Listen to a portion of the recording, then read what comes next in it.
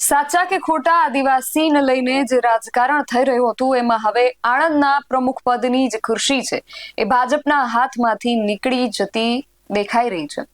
ભાજપના જે મયુરી પટેલ હતા એમને મહારાષ્ટ્રના એસટી સર્ટિફિકેટનો જે વિવાદ છે એ નડી ગયો છે. સરકારી ભરતીની જેમ અહીંયા પણ સાચા કે ખોટા આદિવાસીના મુદ્દાને લઈને રાજકારણ ગરમાયું છે.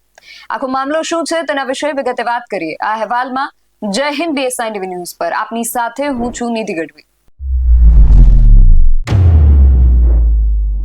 ગુજરાતની અંદર બોગસ આદિવાસી સર્ટિફિકેટનો જે મુદ્દો છે એ હવે માત્ર સરકારી નોકરીઓ પૂરતો સીમિત નથી રહ્યો. સ્થાનિક સ્વરાજ્યની જે સંસ્થાઓ છે એમાં જનપ્રતિનિધિત્વમાં પણ આ જે આખો વિવાદ છે હવે આમ ચરમસીમા સુધી પહોંચી ગયો છે. સાચા અને ખોટા આદિવાસીના અધિકારો લઈને જે રાજકારણ ચાલી રહ્યું છે એની વચ્ચે આણંદ જિલ્લા પંચાયતમાં હવે રાજકીય ભૂકંપ સર્જાયો છે. મહારાષ્ટ્રનું સર્ટિફિકેટ એસટી સર્ટિફિકેટ રજૂ કરીને જે પ્રમુખ બન્યા હતા એ ભાજપના મયુરીબેન પટેલે હાઈકોર્ટમાંથી એમને જે પોતે જે અરજી કરી હતી એ અરજી પાછી ખેંચી લેતા હવે એમને ગમે તે ઘડીએ આ જે પ્રમુખ પદ છે ગુમાવવાનો વારો આવી શકે છે. સૌથી પહેલા તો આખો વિવાદ શું છે એના વિશે તમને વાત કરું તો આણંદ જિલ્લા પંચાયતનો જે આખો વિવાદ છે એ સ્થાનિક સ્વરાજ્યની ચૂંટણી પછી 27% OBC અનામતના રોટેશનના કારણે આણંદ જિલ્લા પંચાયતમાં જે પ્રથમ 2.5 વર્ષ છે એના માટે પ્રમુખનું જે પદ છે એ એસટી આદિવાસી એસટી માટે અનામત રાખવામાં આવેલું છે. અહીંયા કુલ 40 બેઠકો છે એમાંથી માત્ર એક જ બેઠક છે જે હાડગુડ આદિવાસી અનામત બેઠક છે. ત્યાંથી કોંગ્રેસના ગૌરીબેન તડવી છે એ વિજેતા બન્યા અને બીજી બાજુ ભાજપ જે છે એ બહુમતી સાથે ભાજપે લગભગ 33 જેટલી બેઠકો અહીંયા જીતી છે. એટલે ભાજપ 33 બેઠકો જીત્યો હોવા છતાં એમની પાસે કોઈ આદિવાસી સભ્ય નહોતા. હવે આખી આવી પરિસ્થિતિ ઊભી થઈ એટલે સામાન્ય બેઠક પરથી ચૂંટણી જે લડ્યા હતા એ મયુરીબેન પટેલ મહારાષ્ટ્રનું આદિવાસી સર્ટિફિકેટ લઈને આવ્યા. ચૂંટણી અધિકારી પાસે આ જે સર્ટિફિકેટ છે એની ચકાસણીની સત્તા નથી એટલે આ સત્તા ન હોવાની દાદ લઈને એમણે હાઈકોર્ટમાંથી સ્ટે લઈ આવ્યા અને ભાજપની બહુમતી હતી એટલે એના જોરે મયુરીબેન પટેલ પ્રમુખ બની ગયા. પણ મંગળવારે હાઈકોર્ટની સુનાવણી દરમિયાન મયુરી પટેલે આમ કહેવાય કે નાટ્યાત્મક રીતે જ પોતાની અરજી જે છે એ પાછી ખેંચી લીધી અને એમણે અરજી પાછી ખેંચી લીધી એટલે હવે આણંદ જિલ્લા પંચાયતમાં પ્રમુખ જે છે એ બદલાય એ સુનિશ્ચિત બની ગયું છે. અત્યારની જે પરિસ્થિતિ છે એને જોતા 7 સભ્યોનું સંખ્યાબળ છે કોંગ્રેસ પાસે એટલે કોંગ્રેસના જે ગૌરીબેન તડવી છે જે સાચા આદિવાસી વિજેતા છે એમને જ પ્રમુખ પદ સોંપવું પડે એવી સ્થિતિ અત્યારે ઊભી થઈ છે. જોકે સૂત્રો એવું પણ જણાવી રહ્યા છે કે ભાજપ આણંદમાં પોતાની જે રાજકીય પકડ છે એને મજબૂત રાખવા માટે હવે ભાજપ જે છે નવી રણનીતિ ઘડી રહ્યું છે. એમાં ભાજપના જિલ્લા પંચાયતની એક બેઠક ખાલી કરાવી શકે છે અને પછી એ બેઠક પર ગુજરાતના કોઈ સાચા આદિવાસી ઉમેદવાર હોય એમને ચૂંટણી લડાવશે અને પછી પેટા ચૂંટણીમાં જીત મેળવીને એ આદિવાસી સભ્યને પ્રમુખ પદ સોંપશે. બીજી બાજુ ભાજપનું એવું કહેવું છે કે પિટિશન દાખલ કરવાનો હેતુ ઉમેદવારી પત્રને માન્ય કરાવવાનો હતો અને એ હેતુ પૂર્ણ થઈ ચૂક્યો છે એટલે પિટિશન પાછી ખેંચી લીધી છે. ભાજપે એવો પણ દાવો કર્યો છે કે કોંગ્રેસ દ્વારા આજ દિવસ સુધી ચૂંટણી પ્રક્રિયા કે પ્રમુખ પદની આ જે ચૂંટણી છે એને પડકારતી કોઈ પણ સ્વતંત્ર પિટિશન હાઈકોર્ટમાં દાખલ કરવામાં નથી આવી. એટલે હાલ કહી શકાય કે બંને પક્ષો પોતાની જીતના પ્રકારે દાવા કરી રહ્યા છે પરંતુ સમગ્ર જે મામલો છે એ હવે કાયદાકીય આ મામલાને લઈને જે કાયદાકીય નિષ્ણાંતો છે એનું અર્થઘટન જ અંતિમ માનવામાં આવશે. જો કે કોંગ્રેસના જે નેતાઓ છે એમણે તો મીઠાઈ ખવડાવીને ફટાકડાઓ ફોડીને વિજયોત્સવ પણ મનાવી લીધો છે. સમગ્ર વિષયને લઈને કોંગ્રેસના દિગ્ગજ નેતા ભરતસિંહ સોલંકી શું કહી રહ્યા છે એ પણ સાંભળીએ. અમારા જિલ્લાના આગેવાન અને જિલ્લા પંચાયતના પૂર્વ પ્રમુખ ભાઈ શ્રી નટવરસિંહભાઈ, અમારા જિલ્લા પંચાયતના હાડગુડ બેઠકમાંથી જીતાયેલા ઉમેદવાર ગૌરીબેન અને આપ સૌ મીડિયાના મિત્રો, સૌનું સ્વાગત છે.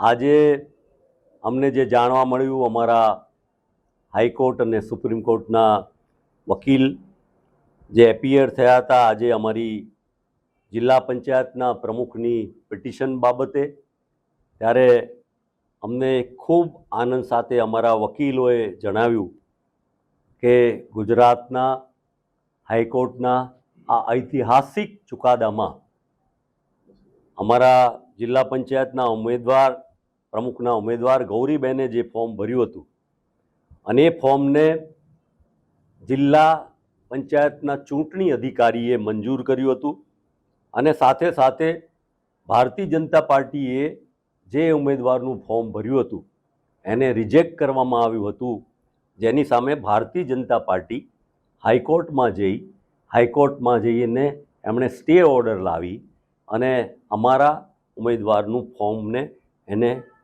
પાછું ગણાવ્યું હતું. એ સંજોગોમાં જે ઉત્સાહ અને ઉમંગથી ખોટી રીતે ભારતીય જનતા પાર્ટીએ જિલ્લા પંચાયતના પ્રમુખ પદનો કબજો મેળવ્યો હતો, એની સામે આજે એક ઐતિહાસિક ચુકાદો એ આવ્યો કે જિલ્લા પંચાયતની ચૂંટણીમાં ચૂંટણી કમિશન દ્વારા કરવામાં આવેલા નિર્ણયને બહાલ રાખવામાં આવે એવી જે પરિસ્થિતિ ઊભી થઈ, ત્યારે જાણવા મળ્યું છે એ પ્રમાણે ભારતીય જનતા પાર્ટીએ પોતાની પિટિશનને વિથડ્રો કરી લીધી છે અને એના સંજોગોમાં સ્વાભાવિક જ રીતે અમારા જિલ્લા પંચાયતના પ્રમુખ પદના ઉમેદવાર ગૌરીબેનનું ઉમેદવારી પત્રક એનું ફોર્મ યથાવત રહેશે અને એટલા માટે જિલ્લા પ્રમુખ માટે એમનું એકમાત્ર જે આદિવાસી બેઠક માટેનું ફોર્મ હતું એ યથાવત રહેશે. એટલે સ્વાભાવિક જ રીતે હવે આવનારા સમયમાં હાઈકોર્ટનો ચુકાદો જે પહોંચશે જિલ્લા પંચાયત પાસે, એ દ્વારા આવનારા 1-2 દિવસમાં જ જિલ્લા પંચાયતના નવા પ્રમુખ તરીકે અમારા ગૌરીબેનને નિમણૂક કરવાનો એ સમય આવશે. એ અમારા સૌને માટે, કોંગ્રેસ પાર્ટી અને પંચાયતી રાજ માટે અને ન્યાયતંત્ર માટે અને લોકશાહી માટે એક જ્વલંત વિજય છે. જો કે આ પ્રકારના જે સાચા ખોટા આદિવાસીનો વિવાદ છે એ આણંદ પૂરતો સીમિત નથી રહ્યો. આપણે તાજેતરમાં જોયું કે નર્મદા જિલ્લામાં પણ ભાજપની અંદર જ આ પ્રકારનો એક મોટો બળવો જોવા મળ્યો છે કે નર્મદા જિલ્લાના જે ભાજપના પ્રમુખ છે નીલ રાવ, એમની સામે જ પક્ષના જે આદિવાસી સાંસદ છે મનસુખભાઈ વસાવા અને ધારાસભ્ય છે દર્શનાબેન દેશમુખ, એ બધાએ જ મોરચો માંડ્યો છે. એમની ઉપર પણ એવા આક્ષેપ થયા છે કે એમણે આદિવાસી મહિલા સાથે લગ્ન કર્યા અને હવે અન્ય જિલ્લાઓની જેમ નર્મદામાં પણ પોતાની પત્નીને એસટીની જે રિઝર્વ સીટ છે એના પરથી ચૂંટણી લડાવવા માટે આ નીલ રાવ જે છે આ બધો પેંતરો રચી રહ્યા છે. એટલે બિન આદિવાસીઓ અને આદિવાસીઓ સાથે લગ્ન કરીને એમના મૂળભૂત અધિકારોને અનામત ઉપર તરાપ મારી રહ્યા છે એવા આક્ષેપો ઉઠ્યા. અને એ પણ ઉલ્લેખનીય છે કે ગુજરાતમાં છેલ્લા કેટલાય સમયથી બોગસ આદિવાસી સર્ટિફિકેટના આધારે નોકરીઓ પણ મેળવવાના કૌભાંડો સામે આવી રહ્યા છે. પરંતુ હવે આ રાજકીય પદો મેળવવા માટે પણ આ પ્રકારના સર્ટિફિકેટનો સહારો લેવાતો હોવાનું ખુલતા આદિવાસી સમાજમાં પણ ભારે રોષ જોવા મળી રહ્યો છે. આણંદ જિલ્લા પંચાયતની પ્રમુખ પદની હવે આ જે ગૂંચવણો ચાલી રહી છે એમાં હવે આગળ જતા શું થાય છે, અત્યાર સુધી જે પ્રકારે પરિસ્થિતિ સર્જાઈ છે જોતા લાગે છે કે કોંગ્રેસના જે ગૌરીબેન તડવી છે એ જ આ બેઠક માટે ને એ જ આ પદ માટે દાવેદાર છે.